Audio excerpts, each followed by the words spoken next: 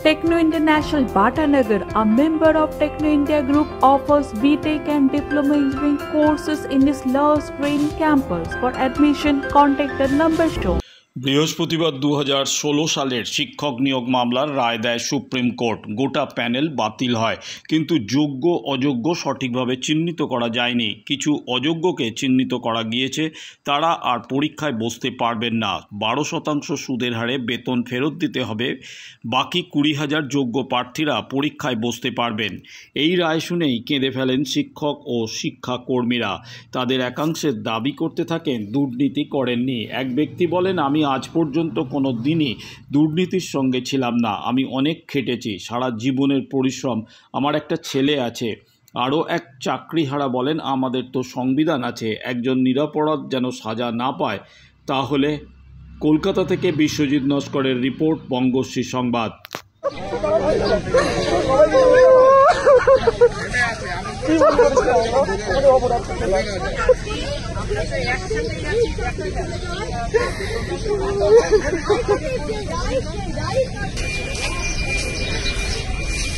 ছেড়ে দাও মানে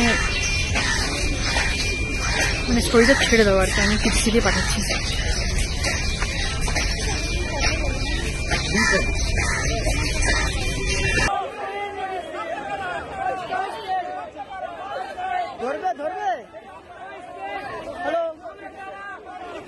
আরে ছবি যাচ্ছে, নেটওয়ার্ক কাজ করছে না। ছবি যাচ্ছে, তখন বসেছিলাম আমি লাইভে রেখেছি। হ্যালো,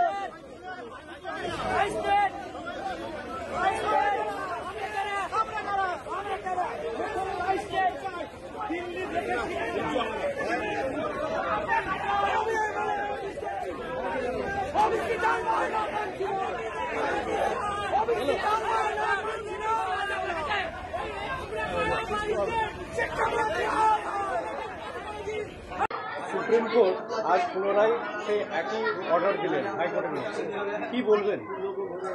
এই রায়টা অত্যন্ত হতাশাজনক। এই রায় আমাদের কখনোই কাম্য ছিল না। আমরা চেয়েছিলাম যে দুর্নীতিগ্রস্ত সাজা পাক, শিক্ষাক্ষেত্র দুর্নীতিমুক্ত এবং এই দুর্নীতির সঙ্গে যারা জড়িত তাদের শাস্তি হোক। এখানে দেখছি নির্দোষরা শাস্তি পেয়ে যাচ্ছে। যারা এর সঙ্গে যুক্ত, যারা অফিসার ছিল, যারা কমিশন ছিল বা শিক্ষামন্ত্রী, তাদের কিন্তু এখনো সাজা সেরকমভাবে হয়নি। অথচ দেখলাম যে যারা কোনো রকম প্যানেলে দুর্নীতির সঙ্গে যুক্ত নয়, অনেকে নিম্ন মধ্যবিত্ত পরিবার থেকে এসেছে, যারা সঠিকভাবেই চাকরি পেয়েছিল, আজ তারা কিন্তু অত্যন্ত বিপদের মধ্যে পেল। তাদের আজ জীবনের যে কি হবে তার পরিস্থিতি কিন্তু ভেবে তাদের কিন্তু কোনো ঠাঁই হচ্ছে না, যেটা সত্যি আমার কাছেও খুব অত্যন্ত হতাশাজনক। ঠিক আছে, এইভাবে পরিশ্রম করে তার ফল যদি এই হয়, তাহলে তো এই যে পরিশ্রমের ফল আসে, কথাটা প্রবাদটাই পুরো ভুল হয়ে গেল। আপনার মতো প্রত্যন্ত জায়গা থেকে আসেন, যে মেয়েরা আজকে শিক্ষক হওয়ার বা অন্য চাকরি করার স্বপ্ন দেখছে, তাদের মেরুদণ্ড ভাঙা বলে মনে করছে। ডেফিনেটলি এটা তো আর কিছু বলার অপেক্ষা রাখে না। মানে আমার যদি এই হয়, এর পরবর্তীতে কি হবে এই সরকার যদি থাকে, আমি জানি এটাই চেয়েছিলেন, যার জন্য এতটা খুলে হয়েছে, না হলে হতো না। উনি কি জানতেন না? সত্যি কথা বলুন তো, এই রাজ্যে আমাদের একটা পাতা নড়ে না ওনার মানে অগোচরে। উনি জানতেন না যে এইসব জিনিসগুলো হচ্ছে? শিক্ষামন্ত্রীর বাড়িতে টাকা পাওয়া যাচ্ছে, লজ্জার বিষয়। কতটা লজ্জার বিষয় এটা? হ্যাঁ, লজ্জা করে না? ওকে তো 7 বার মানে ফাঁসি দেওয়া উচিত ছিল। জেলে কি করছে ও? বেঁচে আছে কেন এখনো? কি শাস্তি হয়েছে? ও জেলটা ওর জন্য উপযুক্ত জায়গা নয়। উনি জানতেন না এই এত দুর্নীতি হলো কি করে? উনার প্রশ্রয় ছাড়া কি হয়েছে? তাহলে আমরা কি করবো? বাচ্চাগুলোকে এখন তো জানি না ওদের সামনে কি করে ফেস করবে। বলুন তো, অন্যায় না করে এরকম পরিস্থিতিতে কেমন লাগে? আমি জানি না আপনারা ফিল করতে পারছেন কিনা, কারণ আমি জানি না ওদের সামনে গিয়ে কিভাবে দাঁড়াবো। আমি ইভেন বাড়িতেও ফিরতে পারবো না, আমি জানি না কোথাও যাবো। আমি সেই জায়গাটা নেই। বললাম তো, অনেক তো সংগ্রাম করলাম, জীবনের অর্ধেকটা মানে দিয়ে দিয়েছি আমি, মানে জীবনটা নিংড়ে যাকে বলে। আমি কোন প্রত্যন্ত জায়গা থেকে মাধ্যমিক পরীক্ষা দিয়েছি, 5 কিলোমিটার দৌড়ে পরীক্ষা দিয়ে, এক হাতে ব্যাগ আর এক হাতে ছাতার, এক হাতে জুতো নিয়ে 5 কিলোমিটার দৌড়ে পরীক্ষা দিতে গিয়েছি। সেই সময় থেকে মাধ্যমিক একটা টিউশন পাইনি, সেই সময় ফার্স্ট ডিভিশন পেয়েছি। ঠিক আছে, গ্রাজুয়েশন শিক্ষককে দূরের কথা, ছোটবেলা থেকে বিশ্বাস করুন, আমার ফ্যামিলিতে আমার ঠাকুরদা ছিলেন স্কুল শিক্ষক, আমার বাবাও স্কুল শিক্ষক ছিলেন। মানে আমার না রক্তে রন্ধ্রে আমার স্কুল হলেই, মানে বাবা জিজ্ঞাসা করেছিল যখন, তখন বলেছিলাম যে হলে স্কুল টিচারই হবো, আদারওয়াইজ কোনো প্রফেশনে যাবো না, অন্যের বাড়ি বাসন মাজবো। মানে এতটাই ডেডিকেটেড ছিলাম আমি, কারণ এই পরীক্ষা পরীক্ষা ছাড়া আমি অন্য কোনো পরীক্ষার জন্য আমি এগোইনি, ভালোই বাঁচতে পারিনি। এটা ছিল আমার শুধুমাত্র মানে কি বলবো, এটা আমার প্যাশন, আমার ভালোবাসা, মানে আমার লাইফ, এটা আমার জীবন, এটা আজকে আমার জীবন চলে গেছে। ভবিষ্যৎ প্রজন্ম মানে আপনারা আমাকে দেখছেন কথা বলছি, আমার কিন্তু আমি কিন্তু জীবিত নেই, মানে নই আর কি এরকম। ভবিষ্যৎ প্রজন্ম এ রাজ্যে কি আর কোনোদিনও চাকরিতে ভরসা করবে, সরকারি চাকরিতে? দেখুন স্কুলে না আমার স্টুডেন্টদের কাছে আমার খুব ভালো নাম, জানেন তো, অনেকে আমাকে আইডল মনে করে। আমি বারিপুর গার্লস হাই স্কুলের টিচার, যাবেন ওখানে জিজ্ঞাসা করবেন শাহানি ম্যাম কেমন। আমি শাহানি নাজনীন বলছি।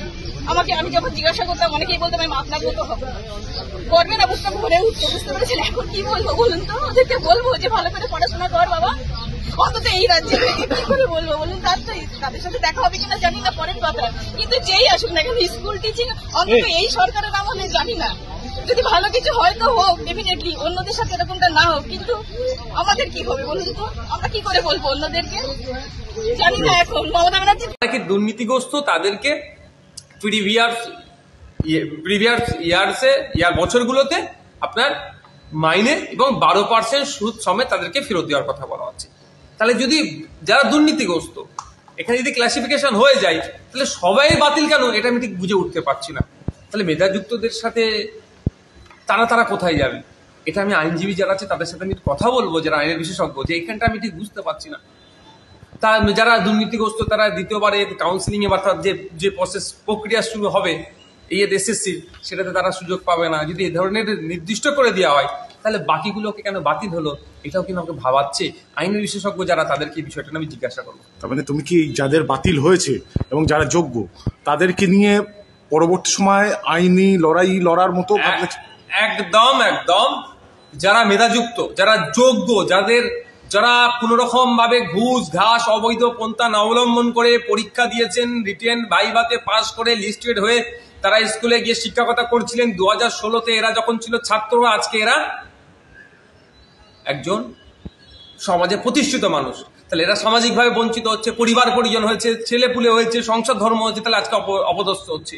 এদের হয়ে প্রয়োজন আইনি লড়াই বা আইনের বিশেষজ্ঞদের সাথে কথা বলে কোন পন্থা অবলম্বন করলে এরা সামাজিক সম্মান থেকে শুরু করে এদের অধিকারিতা ফিরে পাবে, সে বিষয়ে কথা বলবো।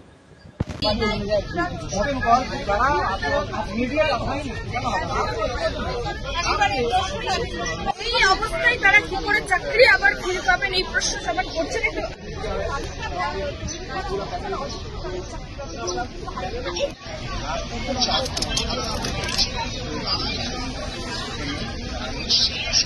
করা উচিত জানা একটাই রাস্তা আছে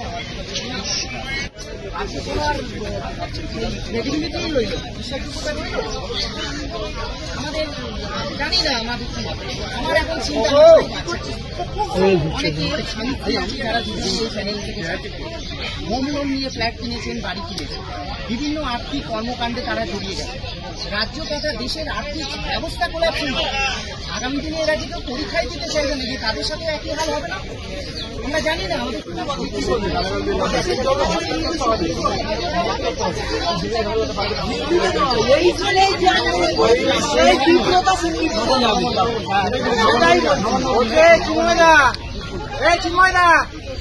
সবাই কল করবে, একা কল করলে হবে না, সবাই কল করবে,